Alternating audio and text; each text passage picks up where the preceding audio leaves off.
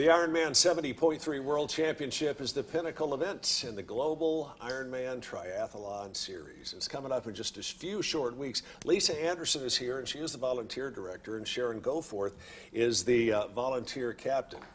We're going to start with you. How many of these things have you done?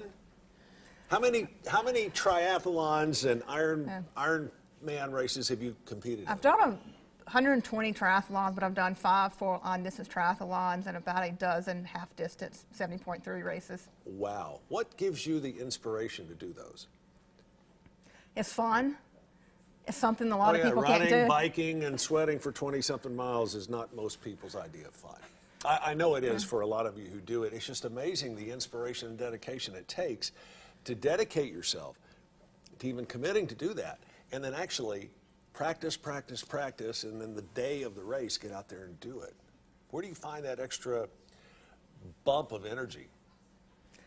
I've always been a runner, and it's something I always liked doing. And I think it first started out when I was in high school. I saw an Ironman event on TV, and I saw the lady crossing the finish line. And I go, you know, I want to do one of these days. And that was, you know, a long time ago, 30-some years ago. And I did my first one in 2008. Congratulations on your dedication to your perseverance in doing this. Sharon Goforth is the volunteer captain for the upcoming Ironman, and that in itself is an Ironman event, coordinating all of the volunteers, getting them, assigning them duties, making sure they do them right, and answering all the 348 questions that you're going to get hit with seemingly every minute.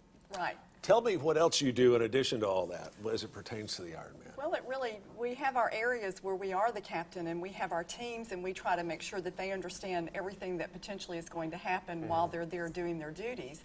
But then a lot of the captains, because we think it's fun too, we will work other teams. We will go and help another captain that we've met because they want another person, or Lisa may need us somewhere else, and she'll say, you know, you're kind of slow right now. Can you go over and man the volunteer tent, or can you go down on the run course and be a pointer and make sure everybody goes the right direction? So we're all over the place also. You all are orchestrating like a little race within the race, so to speak. We are. How many people does it take to volunteer and to make this Ironman a successful event? We need about 4,000 volunteers for the Ironman. 4,000. Yes. Now break that down. How many people, I know you don't have the exact numbers, but what areas do you need these volunteers in? Right now we have the Ironman 70.3 World Championships coming up September the 8th and 9th. Right. That is where we have the women racing on Saturday, the men racing on Sunday. And right now we really need a lot of the pre-race volunteers. We need volunteers Wednesday, Thursday, and Friday, volunteer and athlete check-in. And that's going to be cool because we're having athletes from all over the world, and there should be athletes from over 60 countries coming in. Wow. How many people are you all expecting altogether for this race as far as the competitors are concerned? We're expecting about 4,500 athletes. 4,500 athletes.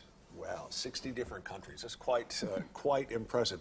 Now, what else are they going to be doing, the volunteers will be doing, as it pertains to the week leading up to the race and then the race days itself?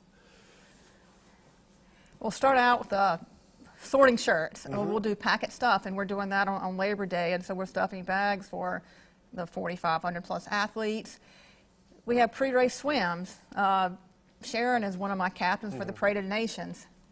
Yeah, we'll set up for Parade of Nations. Once again, when we have that many countries, we want to highlight the number of the countries that are going to be represented. We will also be making sure we get all the athletes checked in, making sure that they're coming to information sessions, get their bikes checked in, make sure that they understand where they need to be at certain times, setting up just the site to make sure everything flows the way we want it to flow once the race does start on Saturday for the ladies that are going to be down there first thing Saturday morning. How do you think our community has responded to the Ironmans we've had so far? Chattanooga is wonderful. I mean, the first Ironman was in September 2014, and that was a full.